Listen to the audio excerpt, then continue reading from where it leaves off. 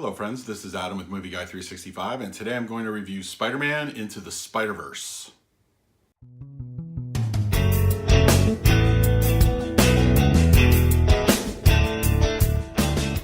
If you're new to the channel, please hit that like button, subscribe, hit the bell notification. I put out videos every single day. You can also find me on Twitter over there at Movie Guy 365. It's finally here. The animated Spider-Man movie that we've been hearing about for good almost 2 years now. Sony's foray into animation superhero properties. So initially, I have to admit, like, the first trailer didn't do too much for me. I thought the animation looked a little rough. I didn't have any problem with the characters except Jake Johnson. I felt like his voice as Peter Parker didn't really fit. And I didn't really like the way they portrayed Peter Parker in this. But I'm happy to say that Spider-Man Into the Spider-Verse is a fantastic animated superhero movie. It is so good. It's very, very well done. It's got a stellar cast. It's got a great story. It's a fun movie. It is a lot of fun. It is a complete love letter to all things Spider-Man. It really, it encompasses a lot going on there. But it's a good story. Fantastic animation. The voice cast, yes, even Jake Johnson, spot on. And I'll bravo Sony on this. You know, I've been very critical of how they're handling their Spider-Man franchise lately. I still don't think Venom was the greatest movie. I think it's a B movie trying to be a superhero movie, or that kind of thing. It did a lot at the box office. It was just okay. I felt that Tom Hardy really sold the hell out of that movie.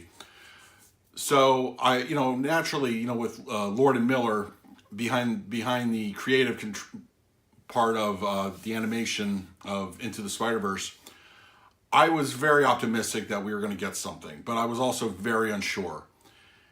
And I really enjoyed it. I really thought it was a good superhero type movie. And there's a lot for Spider-Man fans there. For any Spider-Man fan, there's Easter eggs all over the place.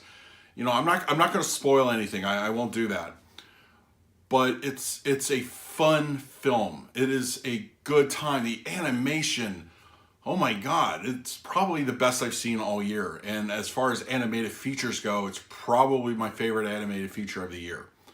I don't feel that Disney necessarily put their best efforts out this year. I thought Incredibles 2, for instance, was just okay. I thought that Wreck-It Ralph, Ralph Breaks the Internet, it was good, but it wasn't great, and it still fell behind the original. But the animation alone is next level stuff, and it has me extremely excited to get a hold of this on 4K.